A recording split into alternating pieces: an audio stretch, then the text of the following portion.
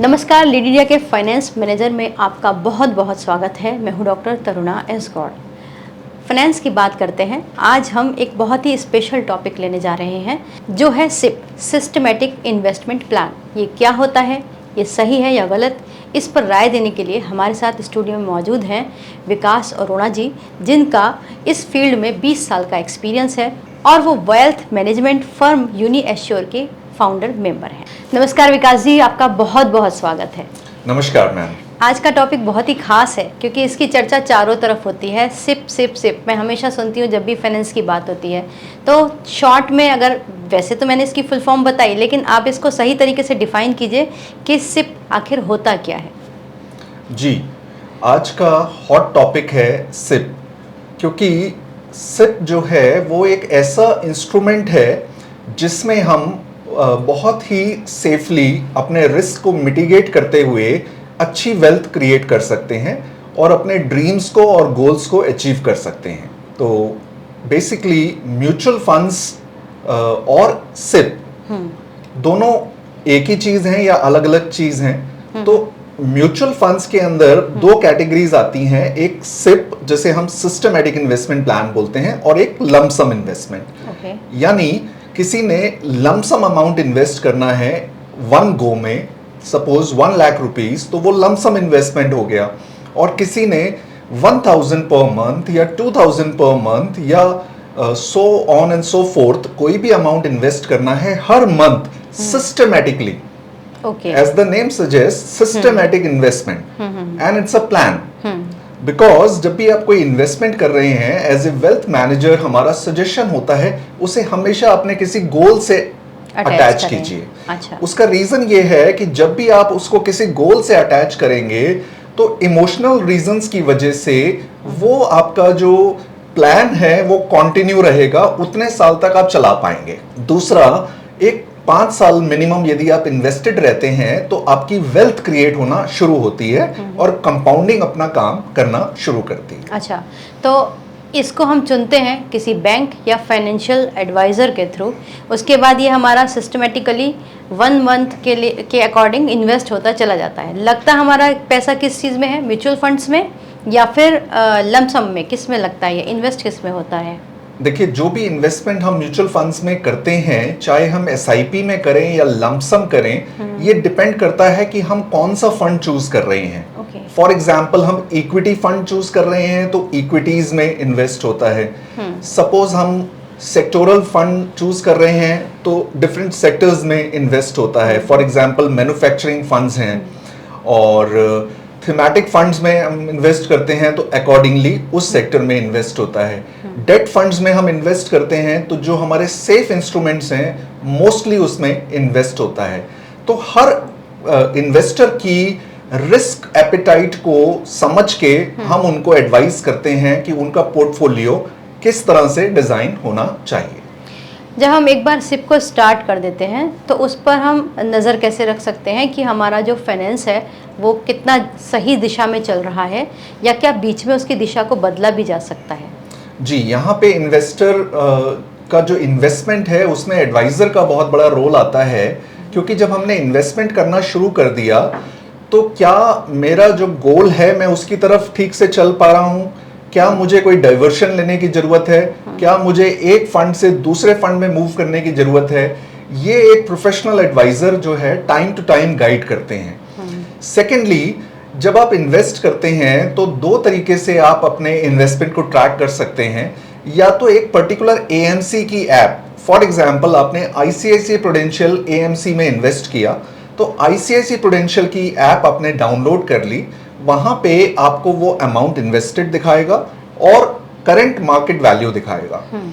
इसी तरह से आपने एचडीएफसी म्यूचुअल फंड में इन्वेस्ट किया तो एचडीएफसी की ऐप आपने डाउनलोड कर ली तो वहां भी इन्वेस्टमेंट और मार्केट वैल्यू को हम देख सकते हैं। एक तरीका तो ये है कि हम जितनी डिफरेंट कंपनीज में इन्वेस्ट कर रहे हैं उन सभी की ऐप्स को डाउनलोड करें, और दूसरा तरीका ये है कि हम कैम्स की ऐप को डाउनलोड कर लें।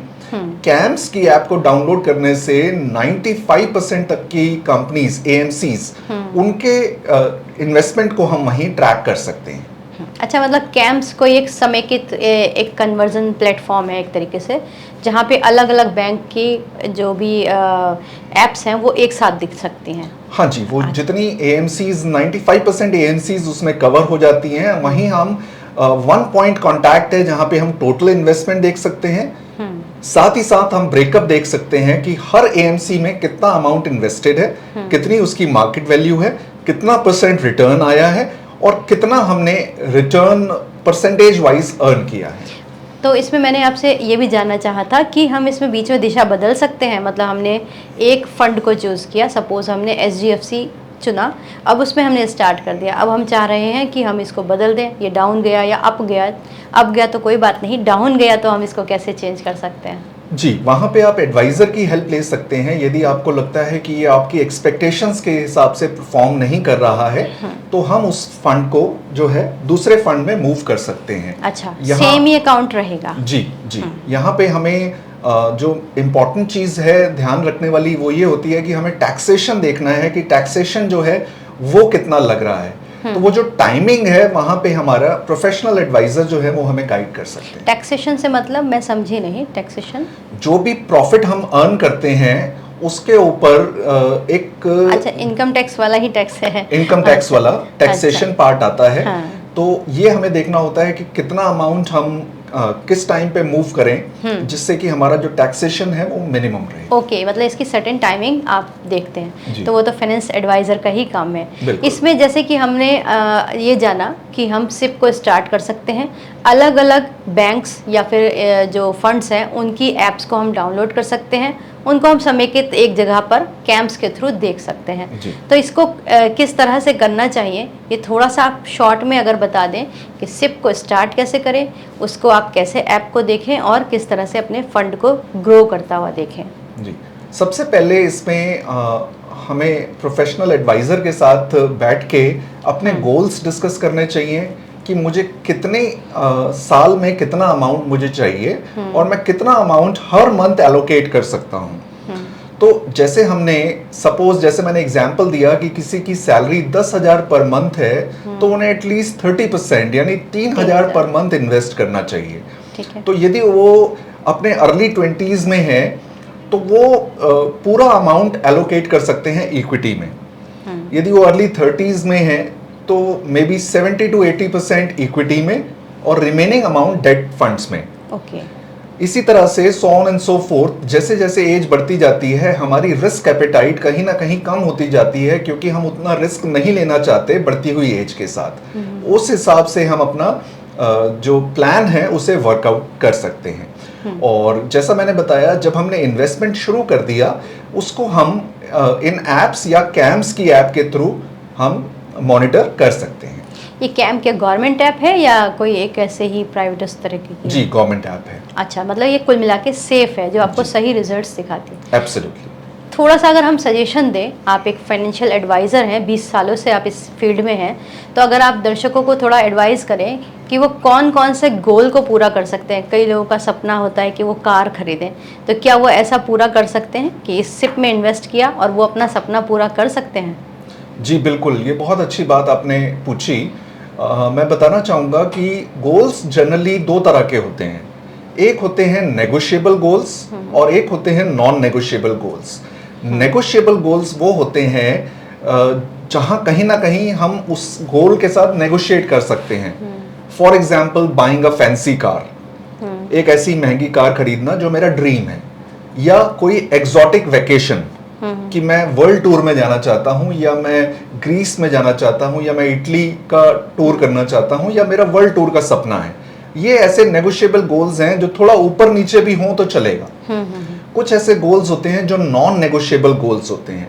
नॉन नेगोशिएबल गोल्स मीन्स कि यदि मेरी फैमिली है तो मेरे बच्चों की एजुकेशन जो मेरे लिए प्राइम इंपॉर्टेंस रखती है, मेरे बच्चों की मैरिज, मेरा अपना रिटायरमेंट, और इस तरह के जो गोल्स बीमारियां, हैं या कोई हेल्थ के लिए कोई प्रोविजन, कुछ इमरजेंसी फंड रखना, तो ये कुछ ऐसी चीजें हैं जो नॉन नेगोशिएबल हैं, इस पे नेगोशिएशन नहीं कर सकते। सही बात है। The moment my child is 17 और 18 years, तो मुझे उसकी हायर एजुकेशन के लिए एक अमाउंट चाहिए ही चाहिए।